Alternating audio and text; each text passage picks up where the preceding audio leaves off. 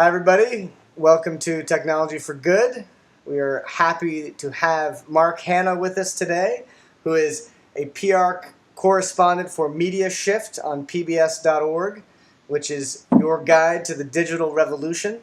So Mark knows a lot about Technology for Good. Welcome, Mark. Tell us a bit about what you've been up to. Hey, Ben. Thanks. And thanks for your viewers for watching.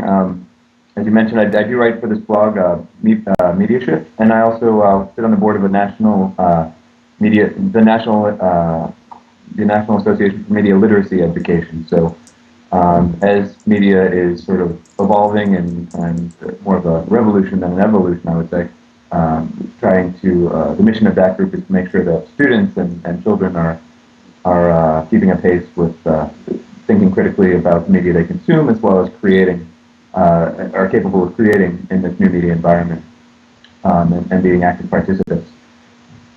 That's great. And I know we've spoken about that topic before. It's wonderful to know you're now on the board of this organization.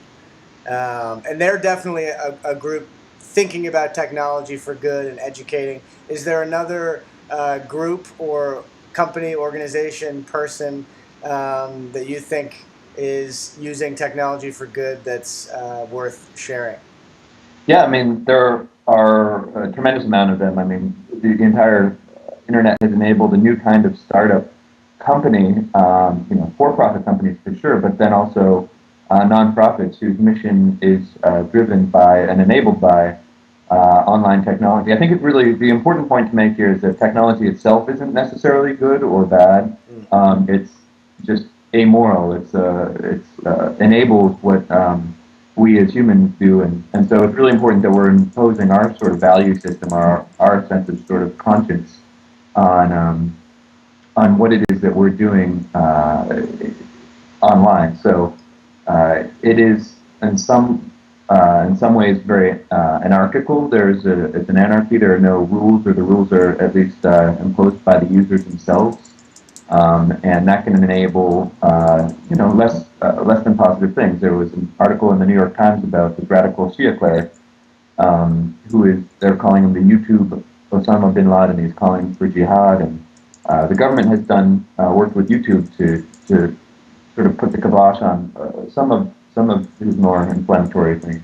But it's unrealistic to expect that it would be able to censor in this new environment that kind of speech. So it is enabling things that are notorious in a bad way, but it's enabling things that are very notable and noteworthy in a positive way. So I think that's important to underscore. Yeah, no, absolutely. Well, could you tell us about if you could create a technology for good or help further a technology for good, what would that be for you?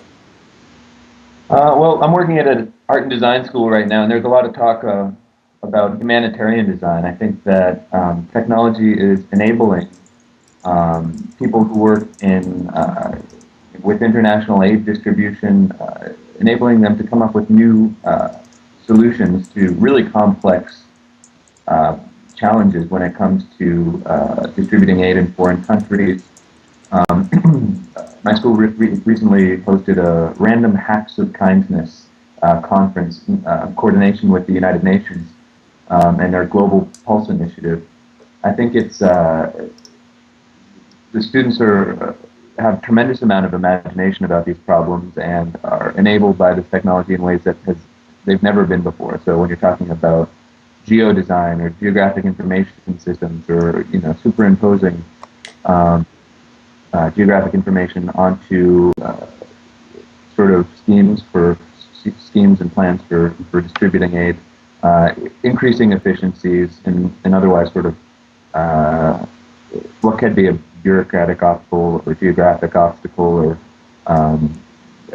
so I think that's where the need is most urgent, and where the solutions and the opportunities are most available. Great. So yeah, so furthering humanitarian design and pushing that further would be your area. Absolutely, absolutely. That's awesome. And I'll send you a link. We have one of the first posts I did was a great article from Fast Company about humanitarian design.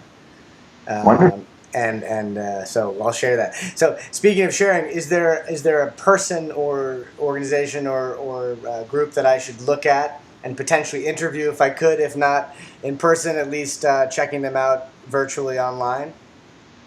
Absolutely. I'll just say that the initiative I mentioned earlier, the Random Hacks of Kindness, which is doing tremendous work. Nigel Snowd is the name of an individual who works closely with the United Nations, as well as consults with all types of multinational companies, software companies, well-known name brands that are doing work in this space. So, Googles of the world, the Microsofts, they're all very involved in this type of work. They see it as part of their corporate social responsibility as large global companies, and he's an individual that's right at the intersection of a lot of that exciting work. Awesome. Well, perfect. Well, Mark, thank you for your time and thinking.